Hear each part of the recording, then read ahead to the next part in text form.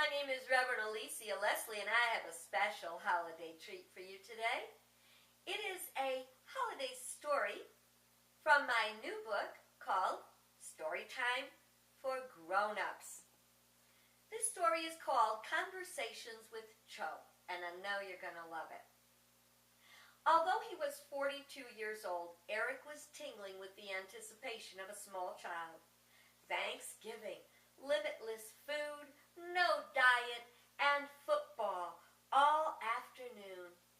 It didn't even bother him that they were entertaining his wife's family, because he had his great escape. In preparation for this momentous occasion, he had decided to finally join the 21st century and have satellite TV installed. To sweeten the deal, he bought a 54-inch plasma TV with all the bells and whistles, picture-in-picture, record and rewind, and at least 100 other features he might never even use.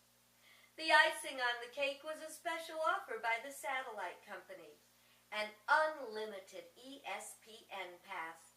He could watch it all for free. Well, of course, aside from the regular monthly charges. By 9 a.m., intoxicating fragrances of Thanksgiving started to fill the house. Aromas including, but not limited to, roasting turkey, stuffing, 3 kinds of pie, and homemade rolls. Eric gathered the children together to watch the Macy's Thanksgiving Day Parade on their new TV. Recalling a Thanksgiving past, when he'd stood on a curb in New York City, cold and miserable in drizzling rain, trying to watch the parade while being jostled by masses of people, Eric thought, today I will watch the parade in style, warm and cozy with my kids snuggled around me in their jammies. When everyone had settled in, with hot chocolate and cookies, hey, it is a holiday, Eric turned on the TV.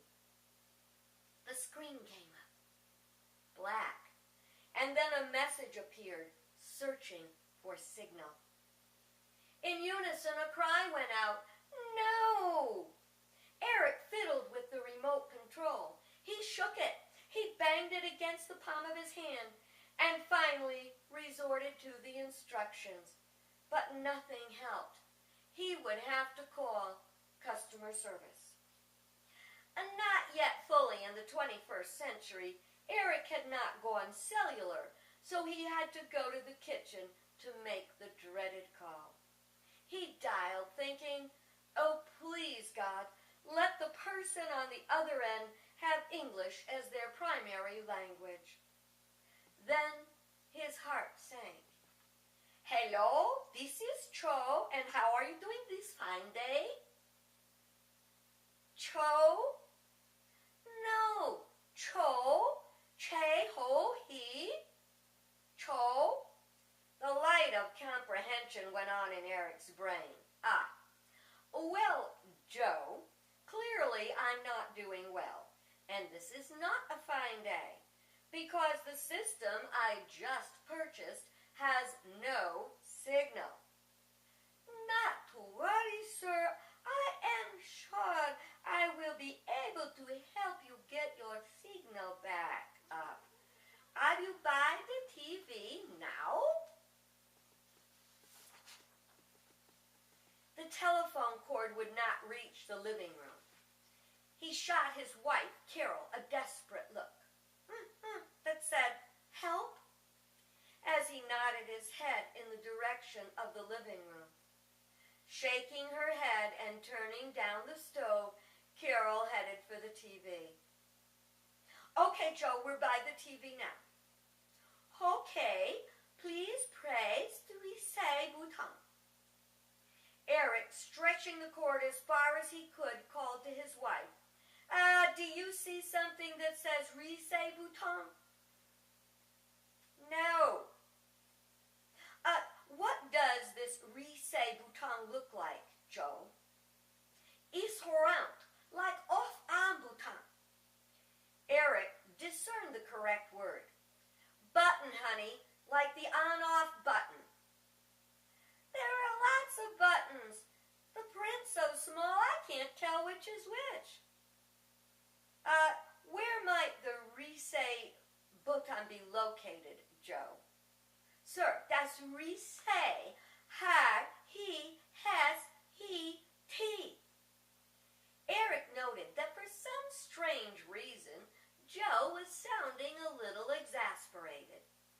It's different on different receivers. What is serial number on your receiver? Honey, what's the serial number? How the heck would I know? Where is it supposed to be? Where might the number be, Joe? Well, it could be on bottom or on back. Look on the bottom or the back, Carol. Carol was starting to grumble under her breath while trying to maneuver the box so she could find the number. Okay, here it is. MD755681243.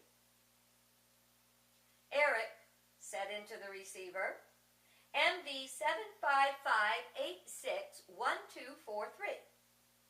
Oh, no, sir. That is model number. The serial number starts with A's, ER.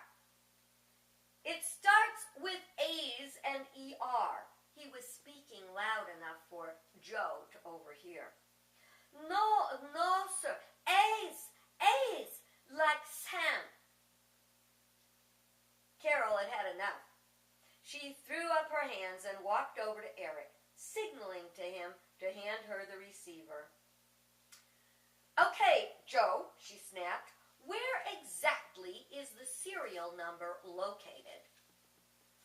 As Joe and Carol struggled to communicate across miles, continents, and language barriers, Eric stood by with a defeated look on his face.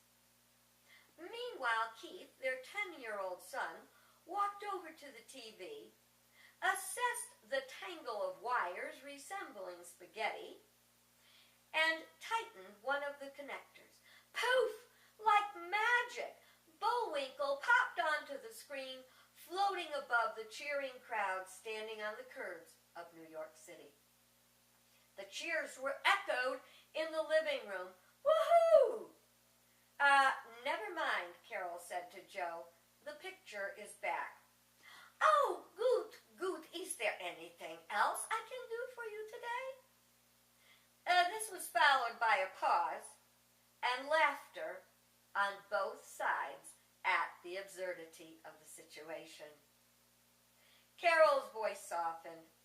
Yes, you can have a happy Thanksgiving, Joe, or, well, have a good day. They were both laughing as she hung up the phone.